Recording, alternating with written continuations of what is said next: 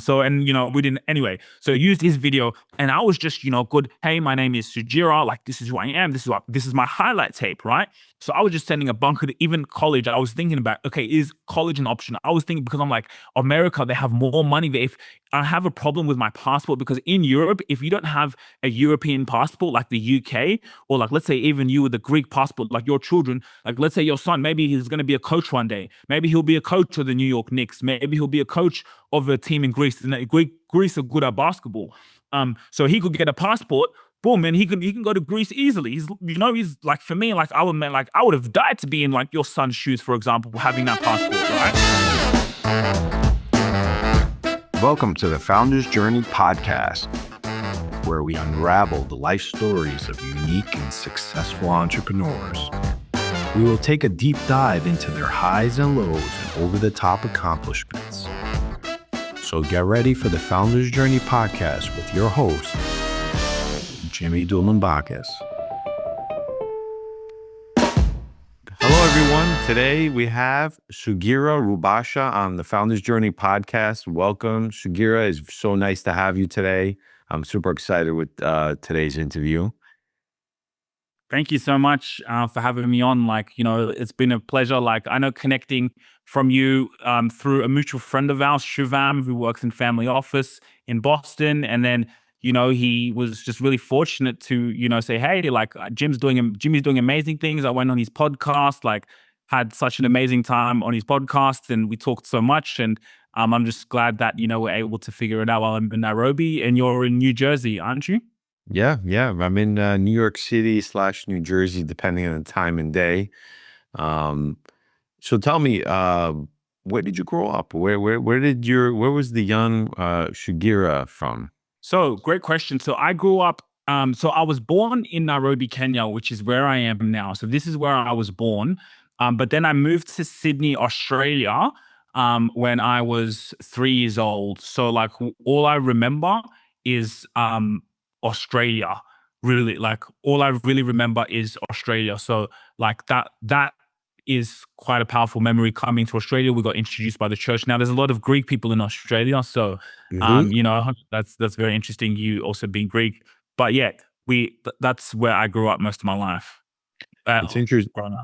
It's interesting because back like in the 1920s, there was like a shift in Greece and Turkey and different countries, and a lot of Greeks came back to Greece, and then they ended up leaving in the 70s because, they were looking for opportunities. A lot went to Germany, UK, US, and Australia as well. That's why there's like a big population there. Yeah, exactly. And that's why I always remember Souvlaki and, all my students, all my friends were Greek. So, I play football. So Greeks went to football. So all of my friends like I low-key wanted to be Greek when I was growing up. I watched The Big Fat Greek Wedding. Like I love that movie, man. I watched that movie like 10 times. Like it was just so, it was really so funny, man. Like I still have nostalgia thinking about The Big Fat Greek Wedding, but just the family is similar to Africans. So, yeah, man, so many Greeks, but yeah, typically playing football, that's where I was always around Greeks, Italians. So you're right. Like, yeah. So you're growing up, your parents leave where you were born and they go to Australia. Why? Was it for like better opportunities or family was there? Yeah, so like mom was a flight attendant here. Dad, so basically my dad's dad was like one of the wealthiest businessmen in Rwanda. Like he helped with like transport. He started his business and grew his company. So like my dad was always, someone who was, he was just let's say a wealthy man's son. And then there was a war that broke out in Rwanda towards his maybe 24, 25. So he went to Kenya. Then my mom was working for like Kenya Airways, which is like, let's say it's like Delta or United Airlines, right? So she was working. So we had a good life. She met my dad. My dad was doing business in Kenya because he had lived there. And then, so they had a good life here, but then her brother was here in Australia, and I think he had a job at a bank. I'm not too sure. And so he was like, I think that seed was just planted because they had the options. A lot of Africans are either in, let's say, America, Europe, or let's say Australia. Like Australia is kind of, even I would ask my parents, like, why did we move to Australia of all places? Like or, I like football. So all of her sisters live in the UK. So I'm always going to London and just being in that football vibe and playing on, like London was really kind of my vibe, was who I am. So I was always wondering, like, why do we move to Australia? Like, of all places, so far, right? That's why no one really, they either go to America or London. It's not too far, but Australia is just on the other side of the world. So yeah, it was just, her brother was here, and also, it is an opportunity living in Australia, and there weren't too many Africans at that time. So yeah, mom and dad chose Australia. Her brother was here. Awesome, awesome. And so you're growing up in Australia. Tell me a little bit about that. Like you were mentioning earlier, like the different cultures and stuff. Where did you grow up in Australia, and what was like life in Australia growing up? So I grew up in the southern suburbs, which is like, it's kind of the goodish areas. It's close to the city. You wouldn't see many Africans living there in Australia. Like we have a very nice place actually where we live. So that's where we grew up in Rockdale, just mum and dad. We grew up kind of in the church. And like, at the start of this interview, of course, like you see my name here is Sugira, but I used to have a different name. I used to have like a French name as my first name. It was only till recently, 2-3 years back, I removed my French name because I was like, why do I have a French name? I'm not from France or anything. And then I took my African name. So I would say growing up, when like you wouldn't know this because you like if you I don't know this, but maybe do your research. Maybe the meaning of your name, Jimmy, or but at least like Greeks, what I know of Greeks, they're very proud of who they are. A Greek person names his child a Greek name, right? If you look at the Greek national team, if they're playing football, all of those for Kostas. I'm just even thinking top of my head because I just grew Christos, up yeah, around yeah, Greek. they're all the same names. Yeah, They're yeah. all as I grew up around it, so like I know Chris.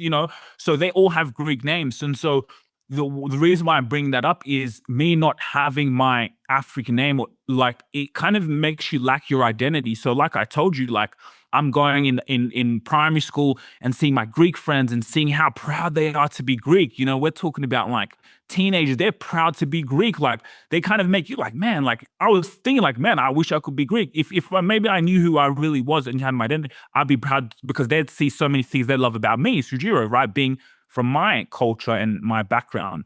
So Italian, same thing. You go look at it, Francesco. I used to call Nonna the neighbor Nonna. So just like that was, so I guess it was growing up without an identity, but I was good at sports, I was good at football, which is something I loved, and so it made me mix with so many different backgrounds. Yeah, just recently, the New York Knicks won the NBA championship after 53 years, and millions of people flooded the streets, right? And you look at that and you say, wow, it just like brought sports, music, storytelling, I think brings everyone together, right? Doesn't matter what culture you are, religion, ethnicity, doesn't matter, brings everyone together, right? Because when you're on a team and you want to win the championship, you're like, hey, who's the best? I don't care who they are. I want the best to play with me. And then all of a sudden, through sports, you connect to different cultures, right? It's actually interesting. My real name is Demetrios, right? Which is like a very Greek name. But I grew up in Bensonhurst, Brooklyn, where it was basically Angelo, Luciano, all these Italians, and Dimitri didn't really fit in. So Jimmy became my nickname, which is interesting because your perception is like, hey, embrace the ethnic name. Whereas in New York, we're all like in the US, we're all just trying to be American. You know what I mean? Like we come from wherever we come from, we're like, oh, it's too ethnic. We got to be less ethnic, right? We got to be more American. But you're like, no, be more ethnic, be you, And I think that's a pretty awesome message. Yeah. Just to add on that, you're totally right. When I meet an Indian person, he will say, my name is Petal. He doesn't care if you struggle to pronounce his name. And I emphasize with it because, being in Australia, they want to get certain jobs. And sometimes there might be this notion that, oh, maybe if it's, just they want their children to be fine. And sometimes if it's a name that maybe someone struggles to pronounce or whatever it is. But no, when you take your name, you actually stand out. Dimitrios, I already know you're Greek. If I say Dimitrios, And I already know it. You don't even need to speak to me. I know where he's from. So sometimes they kind of used us to distract us. Like I met an Indian person. She says, when like, let's say a white person's talking to me, there could be any background, but let's say, like they like to say maybe Aussie, and they struggle to, I tell them, no, pronounce my name. Don't, like, or even if you can make an abbreviation, that's okay. You can call it, if it's Just try. Rawishka, call me Ra or something. I don't know. But as long as you call me my name. So yes, that's what makes you stand out. Like, yeah, Dimmy. And then another group, but what's your name? Dimmy, straight away you connect. So I think, yes, like I know sometimes we want to assimilate in the culture and society, but I think maybe that's the kind of biggest lie they've taught us. But like when you have, like, as I said, I meet a lot of Arabs. You'll never find an Arab person called Michael or John. His name will be Muhammad, Abdul, Mahmoud. Like, he's going to have an Arabic name. There's no Yeah. Arab person I've seen, unless maybe England had colonized their region. But most Arabs I've seen, they carry the Arab, and that's what makes them stand out. That's what people know. Wow, So anyway, it's a powerful conversation, but it was awesome that you Awesome. put up. Yeah. This is good. All right. So let's talk about you in school. You're in school. You have any siblings? Yeah, so I got two siblings. They were all 3 years, all boys. So my brother's 3 years older than me, and then one 3 years younger than me. Okay. So every 3 years, your parents. Okay. So you're growing up, you're in the middle, you're the middle child, right? You have the older Mhm. brother, you have the younger brother. Um, what's going on in school? Like, were you a good student? Like, how were you academically? Yeah, so great question. So we went to primary school. Then we were like very fortunate enough, and I do credit my parents who wanted the best for us. And I see it now. Maybe I didn't see it when I was growing up, but we went to private school, like one of the top private schools in Sydney. It's called the Scots College, like really prestigious. If I think, for example, America, I think Harvard, for example, if it was like a high school, like it would be kind of in that scale, right? So we went to a very prestigious private school. Our church pastor had connections, so it was wonderful. So when it's my siblings, I guess I was very fortunate being the middle because I used to see the mistakes or maybe just what maybe my older brother did that got him in trouble. Then I'd look at my younger brother and see the, kind of the errors and things in his perspective. And I would take the middle ground. Okay, I'm not going to do that. I'm going to, take this and take the positive and negatives and really just like do what I've always wanted to do. So football was always that, I've always used to be a Liverpool fan.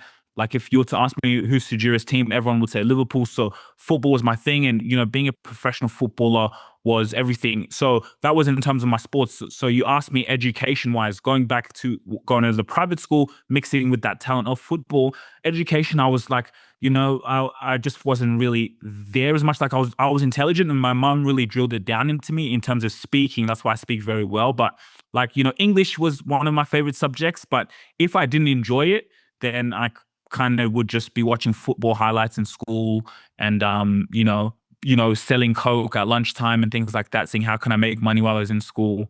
But academically I was okay. Like if I really put in effort, maybe I could have been really really really good.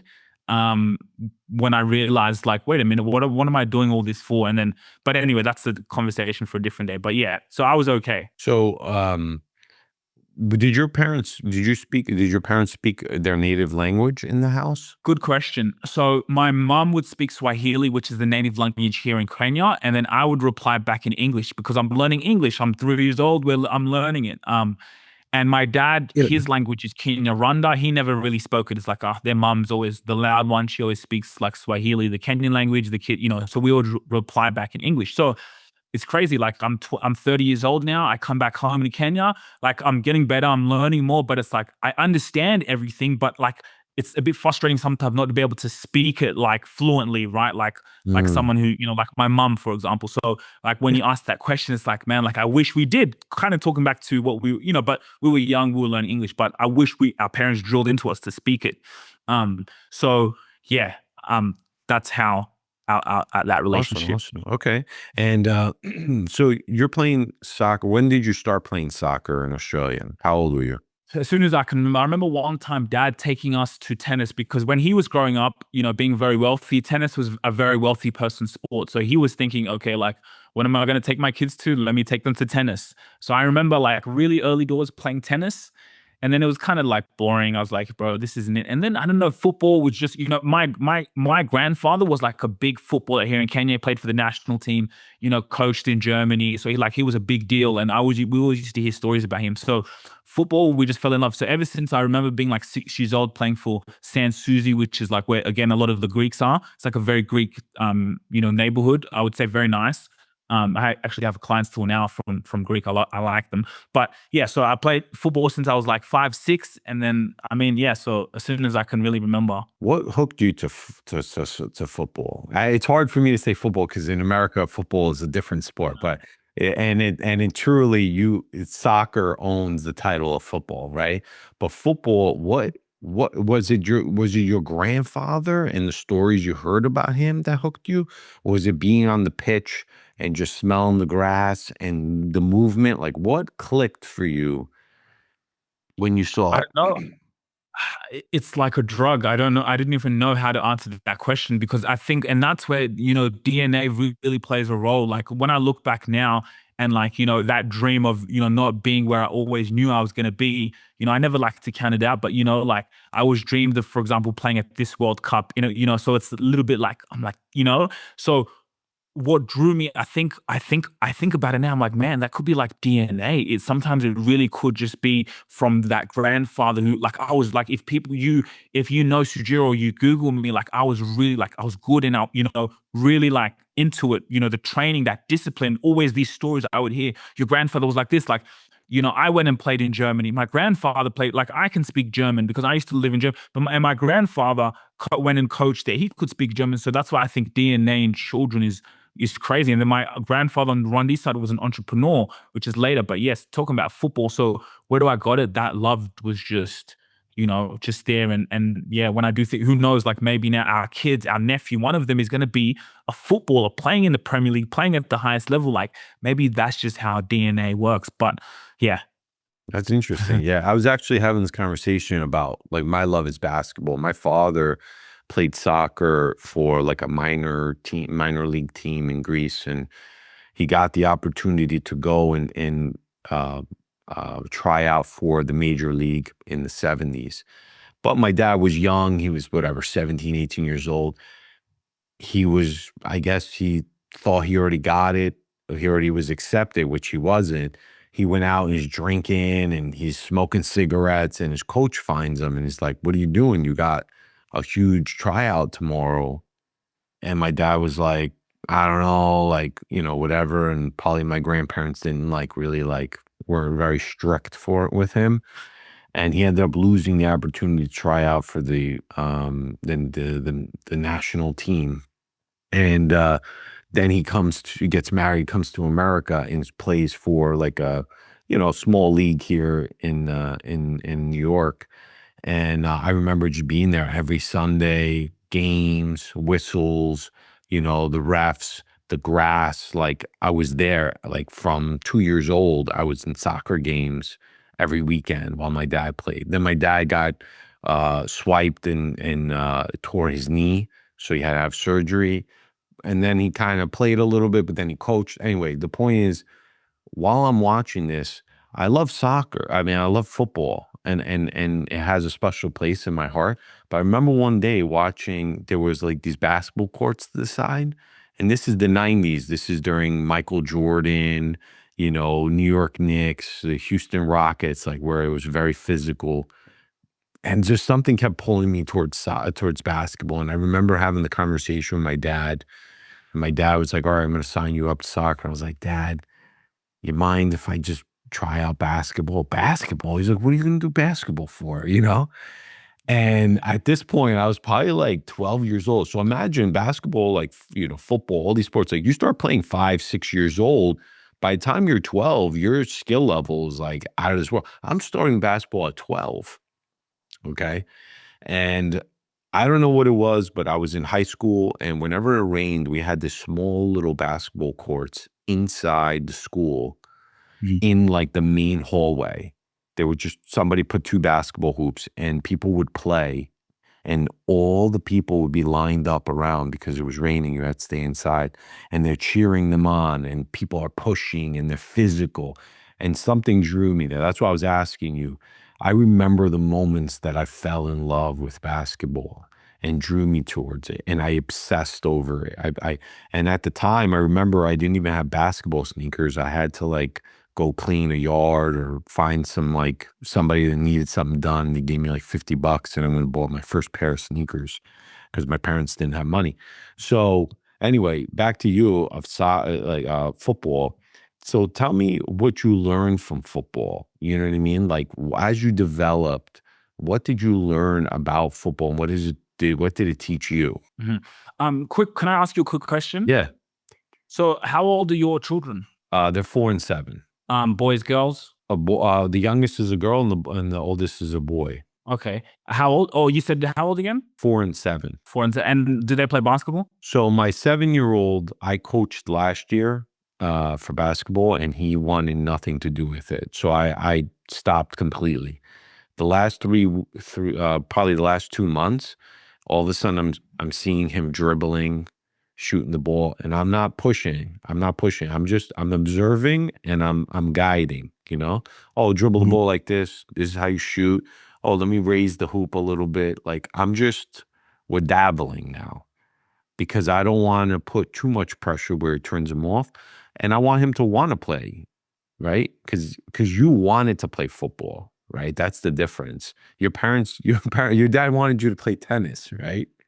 Mhm. You know what I Yeah. mean? Yeah. And I think it's very interesting how it works because you're right. Like if you like, it depends. Some parents they push them, but the kid is fortunate where they love it, and then they don't mind being pushed because they know they really love it and they want to get better and they want to get good. So like the fact that your son there's getting back into it, and he's just got to get it there himself, and then you just like you say because like that's just how it works. I heard I was talking to my cousin. They're like New York. I love New York. So they go, oh, New York Knicks won. I'm like, oh, that's awesome. And then they go to me, oh, one of the best players, because I don't really know much about basketball. And they're like Jalen Brunson or something. They're like, he's one of the best players. And I was like, as a footballer, who would you compare him to? And they were like, who would Jalen? And they were like, Haaland. They gave a few options of who would be a footballer. So Oh, I'm like, oh, interesting. so he's like that good. And then they're like, yeah. And then they say to me, his dad's the coach. I'm like, what? And they're like, yeah, his dad's the coach. I'm like, really? And then I started thinking about this comment, and I'm like, you see his dad's like, imagine leading you and your son winning in New York, bringing you back to you see Erling Haaland for Norway. There's 3 players in that Norway team. Their fathers played in the first ever World Cup in USA, and now their freaking sons are playing there on the field. Like the DNA is so that's why I'm like, what the hell? So that's a little bit with your son. So back to your question. What was your question again? No, I was just saying, like, what did soccer teach you growing up? Being on the pitch, playing as a team as you developed, right? Because we're gonna get into your professional career now, but I wanted to know, like, in high school, right? You're playing soccer, football. What are you learning? Why are you chasing it? You know what I mean? Because I'm sure you had a lot of setbacks. You had times that you wanted to quit. What was going on? I think the ultimate thing is I look and I say, are you telling me I can be playing there in front of 80,000 people, getting paid more than some people make in their whole lives, earning 200, then I'm watching the cars they're driving, watching the lifestyle they live.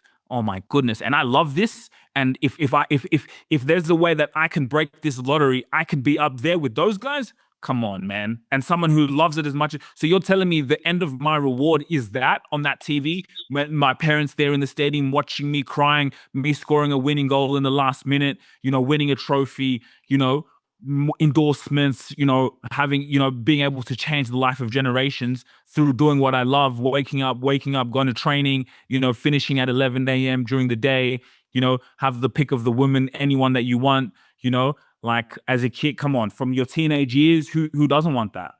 So, so you had this envision, right? You wanted the top, right? So you're in high school. Explain to me what happens. Like, you graduate. Did you end up going to college? You went right into soccer. Like, what happens? I mean, Yeah. football. Sorry. Yeah. So no, it's okay. And you're right. So even in Australia, they say that as well. But I always said we say football. But where so I was in high school, and then high school. So then that was the school I went to was a private school. So they're like, oh, we'd like you to come and play for our team. And I was playing for a really good representative team. But my parents have paid so much money for my school fees. Like, man, I gotta like play for my school team, or I gotta prioritize the school team, like always, African parents, I just don't want to hear it. Like, but like I want to play for the rep team. So like that became a little bit of a struggle, a little bit in my development of like if I focus and but then going to a public school. So it's just like, which one do you give? And I look at my life now where I am, like, man, I'm so grateful I went to a private school. Like, my goodness, man, like, I'm going to take my kids to private school. But anyway, so yes, so playing football, boom, played football. Then I went to America. So I got an opportunity for the Portland Timbers. So I was that kid when there was school time, I was sending emails Well, hold because on, I'm like, but all right, cool. how did you go from high school? Did you finish high school? I did. So I finished high school. So when I was in class, when the teachers were talking, I was like, all right, cool. I'm really good at speaking. I'm really good at speaking to people. So what I used to do was like, Australia's a bit dead. Like it's just, like I said, it's so far from everything. I used to travel to the UK and I used to see the football there. But then had I gone to America, but I used to see on YouTube, I used to see clubs in America, Philadelphia Union, all these teams, like great facilities. They do residence. So I'm like, wait a minute. Well, like I even saw colleges and I just emailed everyone, like emailed them, hey, it's crazy. I used my brother's video because my brother had a really good highlight reel, but I'm like, I'm black. They won't be able to tell the difference, he's like, my brother's big, strong, tackling players, like scoring goals. I'm like, yeah, use his video, bro. Like he's got an awesome highlight tape. We didn't anyway. So I used his video and I was just, good. Hey, my name is Sugira. Like, this is who I am. This is my highlight tape, right? So I was just sending a bunker to even college. I was thinking about, okay, is college an option? I was thinking because I'm like, America, they have more money there. If I have a problem with my passport, because in Europe, if you don't have a European passport like the UK, or like, let's say even you with a Greek passport, like your children, like let's say your son, maybe he's going to be a coach one day. Maybe he'll be a coach of the New York Knicks. Maybe he'll be a coach of a team in Greece. And Greece are good at basketball. So he could get a passport. Boom, and he can go to Greece easily. He's like, for me, like I would have died to be in like your son's shoes, for example, having that passport, right? So it makes us harder. Like then now for you, if you don't have that passport, man, you got to be so good that they're gonna pay this much money for a kid who, because I went to the UK, I was trying to trial things, but when you're under 18, mate, you've got to be. That's why they get those kids from Brazil, because those kids are so good that yes, I know we're gonna make 2 million, 20 million off this kid, in a few years. Look, so we can make that risk, right? So yeah, that's how I emailed, and then I got an opportunity at Philadelphia Union. And then what happened there? So went over to Philadelphia with my mom. She took me there 16. I'll never forget it. Like I say, things happen for a reason. We did this podcast for a reason, but I remember I made a mistake on my visa application, boom, on my ESTA, because, when you go to America, you get an ESTA, you just pay for it. We got an Australian passport, so it's easy for us. But then there was another thing called the B1 visa that allows you to stay for 6 months and longer. So I ended up getting that visa by accident, but I was glad we did. Went with my mom. She dropped me at so even my mom, she saw my grandfather. My mom saw how much my dad was loved as a footballer, the treatment that he would get, like she going to stadiums and watching him. So when she sees her son, who just is insane and has this dream and who's a crazy kid, he looks like he's like on ADHD, because he loves this thing. Like she also did everything. She had to leave work. She took a plane. She had staff travel. So one thing I was fortunate as a kid, I got to travel because my mom used to work in the airline. So we get a discount, right?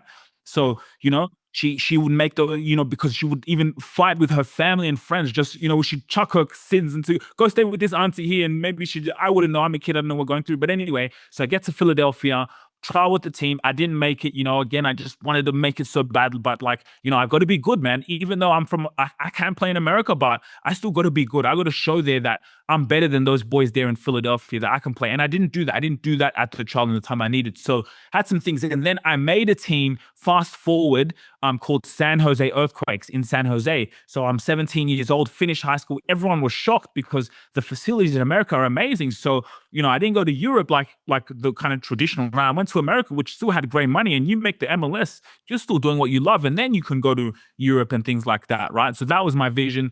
So I played for San Jose Earthquakes, dominated the trial, made the team. Parents were helping me pay rent there in San Jose, kind of low-key expensive. Then ended up going to Portland Timbers, again, the team I trialed for, before when I didn't make it, but another team outside of Philadelphia Union, boom, went to Portland Timbers, and they had students or players who lived in San Jose, lived in, where did Eli live? We had some students who lived, so we kind of had a kind of residential apartment, so here I'm signed for the under 18 at Portland Timbers. I'm like, man, this is so much closer to my dream. I'm playing for Portland Timbers, right? I got the bags, playing for the team, traveling to Florida, we get per diem. Like, I'm like, wow, like getting Adidas stuff, I'm like, wow, like I'm living my dream. Boom, I get a call up to the Rwanda national team, under 23s. My dad spoke to someone who worked in the radio and was like, yo, your son's playing for an MLS under 18 team. Boom, he had connection. And then the national manager for the Rwanda team was from Ireland. So he was, he wanted to bring change in Rwanda. So he's seeing Australian living, Kenyan living in Portland Timbers. We don't have any Rwandese players in this national team playing in an academy. Like that's a Portland Timbers. That's an MLS club, right? So boom, called me up, booked a ticket. Like I've never been to Rwanda in my whole life. My first time at 18 years old, going to Rwanda. Like, I'm like, wow, like again, connecting with my people. I can't speak the language. Like my dad never spoke so like seeing my grandma, like, and she was so proud because people are talking about me in the newspapers, like, Sugira, like that's, like I'm in the newspapers. They're like, who's this kid from MLS? What can you do? So played a game against Somalia in the qualifiers for the Olympics. So that was an amazing experience. Went back to America. Then there's a college in America.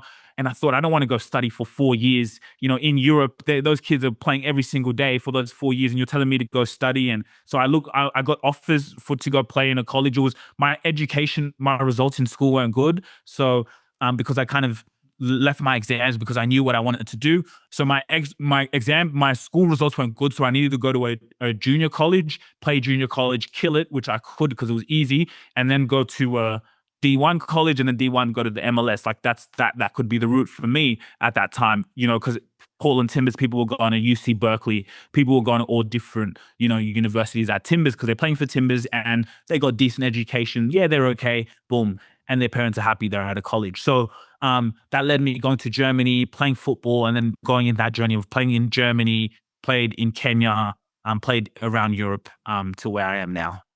Awesome. Wow, it's what a journey. So tell me, Yeah. what were some of the setbacks where you tried out for the Portland Timbers early on, right? And Philly, and you didn't make it. And then that led to San Jose, and then San Jose back to Timberwolves, back to Kenya, back to the Timberwolves, and then you ended up in Germany. Not really in Kenya. I went to Rwanda for the national team. Oh, I'm sorry, Rwanda, not Kenya, right? Yeah. Rwanda, Yeah. okay. And Germany, Denmark, Sweden, played Germany, Denmark, Sweden, Norway, like kind of going for teams there. So let's say played Germany, Denmark, Sweden. That's where then I ended up playing after traveling to America and living in Germany for a year and just playing across Europe, then coming back to Australia towards 25, 26, when now, I'm going into an entrepreneurship. What's interesting about MLS is that in the 90s, football was not big here, right? Mm. Like there was a league, but it wasn't anywhere near what it is now. I think what happens also is generationally, like the soccer or football clinics for young kids were far and few, right? In the 90s. I know because I was a 90s kid playing and there wasn't that many leagues. Now you have travel teams, you have clinics, you have private coaches. The kids are getting developed just like they do in Europe, just like they do in other parts of the world where they have a system where a 5, 6-year-old gets plugged in and they basically just train them all the way to the top, right? And there's support, there's an infrastructure. There wasn't much in the 90s. In 2000s, they started to change. And now you can see, Messi and this one, that they're all coming to play for these teams. The stadiums are big, the money is there, the sponsorship is out of control, like the endorsements here. And I'm sure there are huge endorsements. Europe has big ones, and there's so much money in Europe and in South America and other parts. So it's all developing, right? So when you came, it's interesting when you came and you're like, hey, the facilities are awesome. Like, here, a college like a mid-sized college has like an insane facility. Like the facility, I look at them and I'm like, this is insane. This is like not D1, this is D3, and their facility is amazing, right? And the D1s are next level, whatever they have and stuff. So sports across the board, and I'm talking about American football, soccer, basketball, flag football. I mean, the sports here, there's so many. Rugby, like there's things that we never even played before. So anyway, so tell Yeah. me about, um, is there any takeaways from your journey in soccer? What did you learn? What could you have changed or done differently? You know, if like, what did you learn from all of it? Yeah. You kind of pointed it out earlier, like you said, for example, I went to Philly and Portland, didn't make it. Boom. Then went to San Jose a year later, made the team. That feeling was so amazing. So one thing, to learn through your mistakes, to go through it, to give it your best, to go again, try, keep going, keep going. Just having relentless attitude. And when I think about it in business, that's why business is very easy for me. This is nothing. All I got to do, you're telling me sit at a computer. Are you kidding me? And do what I need to do and be quick and be, efficient. It's easy for me because I believe playing football and, like it's hard, man. Like on that pitch, man, it's a war. And life is the same thing. Life is a freaking war, man, to be able to get enough money where we can, man, be there for our kids, not have, not let society program them the way society. If you don't have enough money, hey, society will program your children. And we want to. Life is life. So I just think life is a war. So football just taught me, man, to be relentless, to be a sniper, to be a killer. In the rest of my life. Can I say something? I used to play when I was Mm. in high school. I played soccer. Mhm. Soccer season was always before basketball season. Mhm. So we're running laps. We're doing all kinds of, to get that endurance up, right? So I roll into basketball. So now the soccer season's wrapping up, and I roll into basketball, preseason to start, training, and we're running laps, and I'm done. I'm like, that's it, like that, and everyone's dead. Like they're just dead, exhausted. Soccer's training, to me, was twice as hard as basketball, right? Meaning the physical training, like the running, the not the actual playing. I'm talking about the workouts were harder because the field is 10 times bigger, right? You're running. And the other thing is patience, right? In basketball, you lay it in, you score. They score, you score, you score. Soccer, you could be going a whole half and no one scores, right? You have to be patient. You have to wait for the right opening, for the right sequence to hit the goal, right? And for me, when you score a goal, I mean, it's like amazing, the feeling, like, you and your teammates. Basketball, it's like constantly you're putting points on the board, you're putting points on the board and stuff. So, okay. So now what happened? Why did you wrap up soccer? Um, like what happened to end the soccer era of your life and move into entrepreneurship? Let's talk about that. Yeah. So, through this journey, then I'm starting to go through growing issues, and it could be through overtraining and not looking after my body, going out and just practicing ball against the wall. And, so I do feel, yeah. Anyway, so I had some injury issues, had to come to Australia, got the surgery on my groin. Then, I think I'm like 25, potentially going to 26. Can't really remember at this point, but yeah, around that age.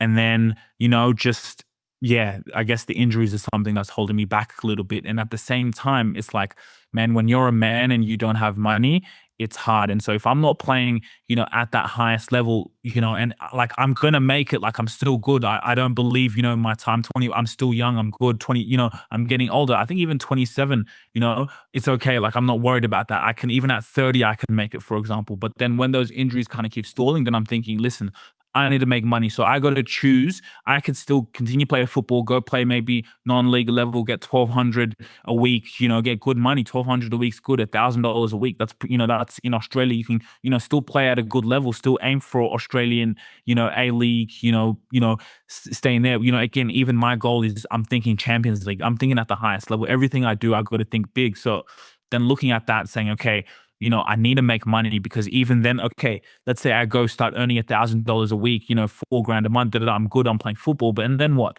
35 careers done, then what am I going to do? But if I can continue throughout that time, I started documenting my life. I started to think, when I'm younger, that's why the podcasting is so powerful, because your children, when you pass away, they're going to be able to watch and listen to all of your episodes, see who their Yeah. father was, right? So I used to think like, man, that's going to be so cool. My kids. So when I was doing my football, so content was something, again, what I realized when I was playing football, I was like, holy shit, this content stuff, this podcasting, this content stuff, it's like football to me. It's also, man, when I get stuck, like even now I'm running a business and things like this. And of course I got to do the business stuff. I have to, right? And I'm good at it. But like, man, like me editing a video, like it's like me on the field. I'll sit here and edit a video, man. It could be a music video, which, I'm really passionate about. It could be a clip, something, I'll sit here and it's like I'm on the football field. So anyway, to that's how then I said, okay. And then doing this, running a business, working. Then I said, okay, with this business, at least, even if, who knows, if I can come in and kill it, I'm still young. I can have money. Maybe I can buy a team. I can be in the marketing department and get something back into football. That's still my dream. So that's why I'm not counting it out. But in terms of, really going to be a professional footballer, that's why I took away the passion and came into business. So, what's interesting is when you talk about like the correlation. So you had crossroads. You're thinking, okay, I can keep going, or I can switch into this other side, which you're like, I just got to make money, right? That was the goal.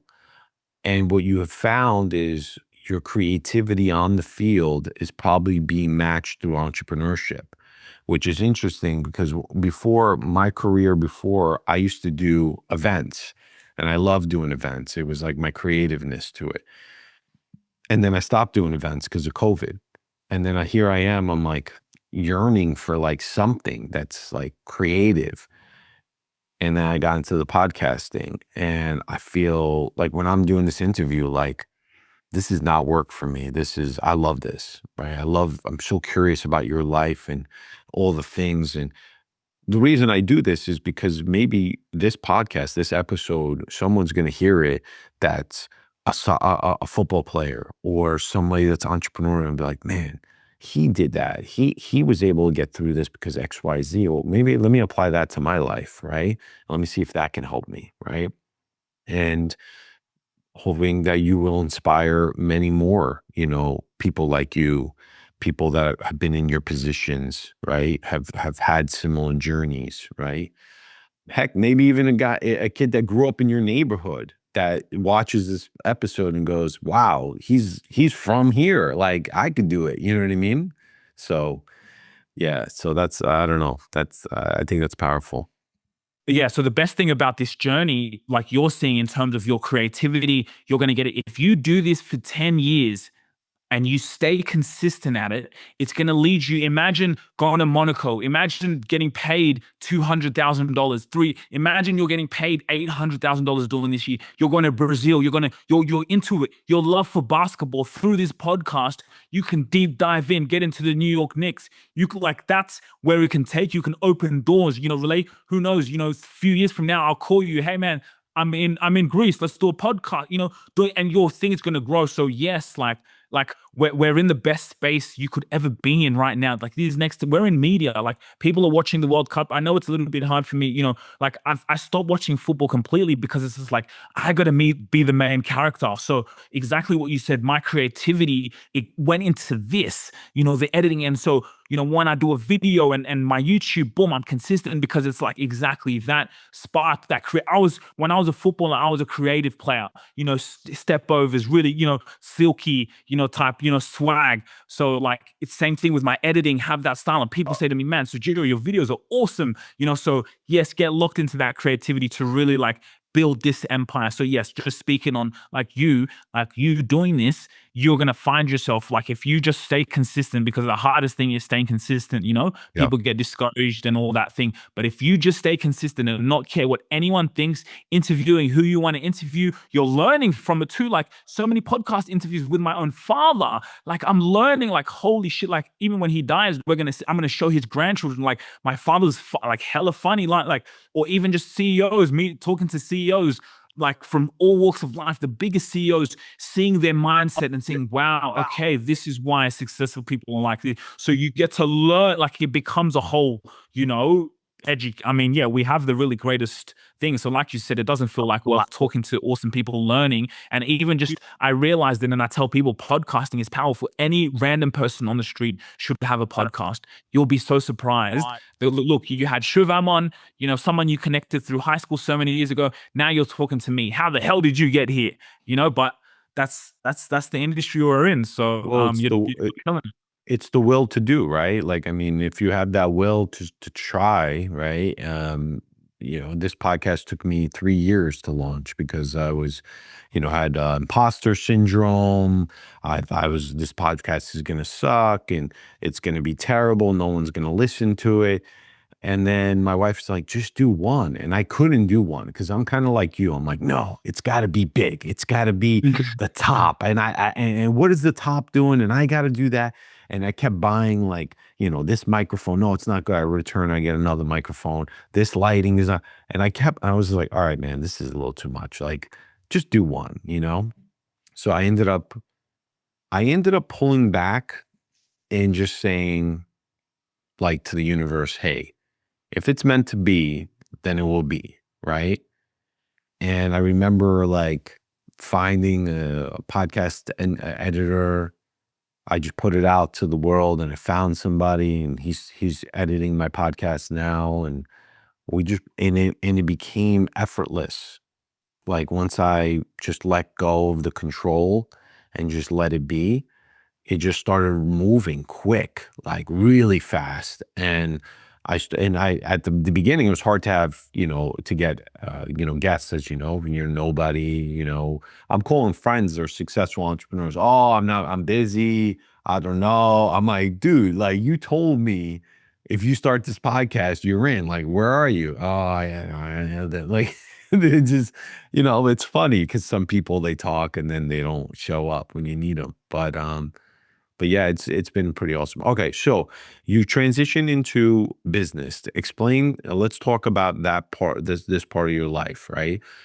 You moving into business. What were you thinking? Why did you go into starting your own business, and what was the framework of why and what you did to get into business? Yeah. So, well, I was always like, bro, I'm so good at content. I'm so good at this editing stuff. Like, I got to make money from it. I actually got an opportunity, which I still do today, which brings me extra income, is like, companies will ask for advertisements, e-commerce companies, right? Let's say it's a toothbrush, right? And then I do my thing, right? I just do what I do, really good at editing things. And, the company's like, man, this Sugira guy's awesome. He delivers videos back within 24 hours, within 2 hours. Creators, they take, 2 weeks to deliver us a video. Like, this guy's delivering us quality, the highest of quality within such short turnover. So seeing that, it was a big thing that stood me out in the business world. I remember meeting a lawyer at my gym. He'd always dressed nice, always in nice. Like, man, this lawyer, he's from Nepal, very proud Nepalese. Again, he's got a Nepalese name. His name's Nish. If you Google the meaning, he knows the meaning of his name, right? Boom, has a dope ass office, Sydney CBD, like, boom, went and seen him, gave him an interview. And then boom, I went quickly. Like, I think I was catching a train. I don't know. Maybe I'm just crazy. I go, boom, edit the video, and then I sent it to him. And then I gave him kind of a package. He was like, hey, Sugira, can you come to my office on Friday? I'm like, all right, cool. And then I came to him. So he's like, Sugira, you came into my office, asked me what it was like to be an entrepreneur success. You edited the video within like 2 hours, bro. Like, he was like, you made everything perfect. I was making so many mistakes when I was talking. You just made me seem like perfect. And you showed me and he reposted it, and he was like, how much do you want? I will hire you, and like, come and do that for me. And mind you, Nepalese in Australia, when I think about it now, for a Nepalese person to hire you as an African, and I'm just saying for anyone, right? You go to their office, it's all Nepalese, which is, I like it. I love it, to be honest. It's like, well, look, he's got his community. They work hard, they build together, they build things. So for him to hire like an African guy coming in is just because I was so good at what I did that there's no Nepalese person who can do it. So, hey, buddy, and that's the thing that I don't even believe in that topic of racism. I think it's all made up. Like he said, it doesn't matter about, nah, you're good, man. So anyway, he hired me. So now I'm like, oh, I can make money from doing what I love. Would do podcast interviews with him, asking about his life, because I know if you build your personal brand as a lawyer, that's where you get customers, man. Like, are you kidding me? They know what you did to, and he told me his story. He's proud, man. Now he's killing it, man. He's opening up more businesses, as I see on social media. He got in someone else within after a year, a Nepalese person, to now do his, but I learned so much seeing him. Same thing. Business people, they always reply quick. He's a shark like me, replies quickly. Like he's good. Like if he sees something that I would maybe send him a video, and maybe I have doubts in my mind, he wouldn't reply. But then if I sent him something he liked, he replies. So I would learn things like that slowly. Okay, give them what they want. If you're going to start a business, give them the best service, just like he would give his clients. So yeah, man, started the business and then struggled a little bit, with budgets, got some clients. I'm earning decent money, but I'm still like, man, then I got to get more editors. I can't do all that editing by myself. So I got to learn to get editors. I'm a really good team, had a really good function. And in that, and I'm still doing that till today, but I've kind of ventured into what I'm doing now. But that one, because I'm always in marketing, and that's just, I live and breathe marketing. So yeah, that's what got me into starting business. And then at the same time, I was working. Then I would not be working. I'd focus on my business, struggle, just like football, and which I learned. It takes a long time to become wealthy. So then boom, work, get my job, and then get a 9-to-5 and work a 9-to-5. And then being able to have that give me income, give me breath while I continue to run. Because if I keep plugging away at this content, keep doing these brands that gives me extra money, keep using I've built a personal brand. Now I'm helping in real estate, for example. I'm in Kenya and I'm helping people invest here in Kenya, right? Like just making smart moves.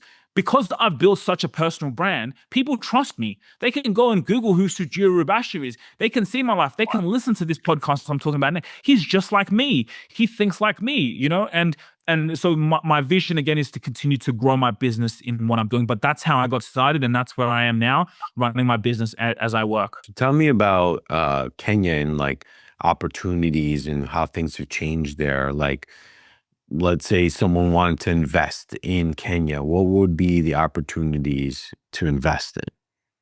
Yeah. So I had a podcast with my dad 2 hours ago, and I said, Dad, if you had $1 million, where would you live? Kenya or Australia? And then he goes to me, come on, Sugira, you would live in Australia. If I had $1 million, I would live in Australia, because I know with all the systems and just knowing how Australia is, I would live in Australia. And I said to him, you're right, because if you were to give me $1 million do you want to live in New York or live in Nairobi, Kenya? I would live in New York, man. I love New York, right? So like, and I'm just being honest. And he was like, be honest. But he said to me, but Sugira, if I'm earning $200,000 a year in Australia, the type of lifestyle we live in the West in Australia, I would live in Kenya and earn that $200,000 a year. So in terms of investments, like my full-time job, I earn 60,000 Australian dollars a year. That's 60,000. What you could do here in Kenya, you could get a 2-bedroom kind of house apartment in a very posh area where UN staff is, where like great, like, it's safe. Kenya is awesome. And it's the hub of East Africa. It's literally the hub of East Africa. You can get a mortgage. You can, really like your money, getting $900 a week, you can live a really good life. So you can, for example, get an investment property where we can now, what we do is we look for UN staff, because UN staff, guess what? They live in Kenya. America has an embassy here in Kenya. Guess what? All those American staff, they need a place to live. So we target companies. So a company can come and pay somewhere $2,000 a month in rent. Let's say I'm paying rent. I could be paying rent. I'm paying $600 a month in rent. Let's say I pay $600 a month in rent, and then I get a client for $2,000 for a 2-bedroom apartment in a really posh area. They're from Holland. Or I could be having a mortgage and paying $1,000 a month, But then I get a client who pays me $2,300 a month for that unit. Cost of living is cheaper here in Kenya, labor, and they're here for work. These assignees come 1, 2 years, 3 years. They come with their families like you. Let's say you have a job, you have an assignee in Kenya, because again, all these companies are moving here. So in terms of economy and companies moving here, it's the hub. So if I can earn $1,300 a month cash, US dollars, from a unit with the smaller money I have that I'm earning in America, in Australia, I'm earning $60,000, $80,000 a year. That small money I have, I can limit my expenses there. Just get a unit, maybe even get a mortgage that you can just pay off. And then now you work with smart people. You got to work with a shark. You got to work with people who can get you. Imagine someone can give you even an unfurnished unit. They can pay rent to you. And let's say you pay rent at $800. Maybe they pay you rent $1,000 a month for your unfurnished unit. Right? Boom. Okay, cool. You have now free property that you can even go. And again, when we come, like my parents, when they come with our money, Australian money, you're earning under 100,000. When you come here in Kenya, what I could do with that money, I can live it and I can still travel. My uncle did that, lives in Kenya, but he travels private jets through his job, and he has kids. They're my cousins, man. They live awesome. They get to travel to London tomorrow. Mom was a flight, like they travel all over the world, but they have a beautiful house here in Africa. So I would say is the difference is if you earn less, real estate, what you can do here, you can build wealth and get 10 units that can give you $1,000 a month because you invested, and with less years, and now you're retiring with 20 units bringing you cash flow. This is great. What is a few mindsets or philosophies that you would share with like a young or new entrepreneur? I would say believe in yourself. Belief in yourself. I mean, what I would really say where I am now is even ask yourself, like, you have a cultural, like whatever your name is, like, what does my name mean? Like you said your name is Demetrios. Demetrios. If I Google what Demetrios means, I promise you that's going to be a great meaning. It could mean like my name Sugira means someone who's wise and thinks about legacy. When I heard the meaning of my name, I was like, are you kidding me? Sugira means someone who's wise. Like, I feel I'm very wise for my age, and someone who thinks about legacy. I've thought about legacy my whole life. That's why I started a YouTube channel 6 years ago, 7 years, when I saw that I could document what I'm doing. I'm not going to tell people what I did. They can go and freaking watch it. You can go watch everything I talked about, even in this podcast episode, if you wanted to. When they make documentaries about my life, everything I've said here, you can go and watch it, right? So what I would say to you is what does your name mean? And you can have a really great meaning, but be a bum. So live up to the meaning of your name. Do what you love. Understand that there's no one coming to save you. You've got everything in you to be the best you can be. And what does your name mean? And maybe if it's a great meaning, live up to the meaning of your name. It's actually named after Saint Demetrios. He was like a commander in the military, and he was Christian, and they wanted him to stop being Christian, and they threw him in jail, and he suffered in jail from just not giving up his religion. So wait, hold on. Yeah. Hold on. How did you learn that? How do you know that? My grandfather, I was named after my grandfather. My grandfather was named, my mom told me this when growing up, she was like, oh, you're named after Saint Demetrios. It's like a big deal. Like, you're, and I have 2 other cousins named Saint Demetrios as well. But, my mom, it's interesting because like I was named after my grandfather, so there was meaning behind that. My mom's dad. And there was always like, hey, you're named after your grandfather. Like, don't forget it. And I was a kid, I was like, whatever. But then as I grew up, I was like, wow, that was so powerful. Like, they gave me my name meaning. It wasn't just a name. So I just want to say that is why even without you knowing, that's how you already have an advantage in your life. Your mom did that for a reason. Did we go over time? No, I think your notes dropped out, but okay. Oh, yeah. Perfect. Okay, we can edit. But your mom did that for a reason. She did that. She knew what she was doing. This is named after your grandfather, and she told you that. Ask, maybe you have a conversation with your mom. Ask her, Mom, why did you used to tell me about my grandfather? Why? Greeks know who they are, and they make sure their children know. They make sure that their children know where their name. You knew. You see, I didn't even have to say anything. You knew the meaning of who your grandfather was. He suffered. So when you go, that's what I'm saying. Imagine you learned that. That's even subconsciously. You may not know, or even when I start to talk to you about it, you may be like, maybe that's why my mom told me who my grandfather was. I had this, maybe you had pressure. I don't know. You would even have to think yourself, but did that play a role? Because that's why you're successful in what you do and you're good at what you do, because maybe that could have played even a foundation in your life. Even though you said your name was Jimmy, you still know that your name, Dimmy, it knows what it means. I mean, Yeah. Indians sometimes they do have like, they have other name, but they have the Indian, that it means a lot. So yeah, I just wanted to say it makes sense in why where you are. And then the second part of how I transitioned to Jimmy, I don't know if it's true or not, but I tell people the story. I say, this guy Dimitri came from Greece, like to Ellis Island in New York, and they go, "What's your name?" And he goes, "Dimitri." And they go, "What? Oh, wait, how do we shorten that?" They go, "Dimi." And they go, "What did you say? Jimmy?" All right, put this guy down as Jimmy, and like we're Jimmy. done, right? And then the next guy came, and they're like, "What's your name?" Dimi. No, Jimmy. Let's go. And then it just became, if you meet any Jimmy the Greeks, most likely their name is Demetrios. Unless they're multiple generations in, maybe it's James or whatever. Anyway, okay, Mhm. so back to entrepreneurship. Is there any books or documentaries or content that you would suggest a new or young entrepreneur to watch? Books, good question. Really, whatever you like. I need to get back on reading more. I just get so busy. But like I would read, like I read business books. I just read what I'm going through. Like if I go through my library, like I've got a pretty extensive library. I read some spiritual books, about yeah, some spiritual books actually.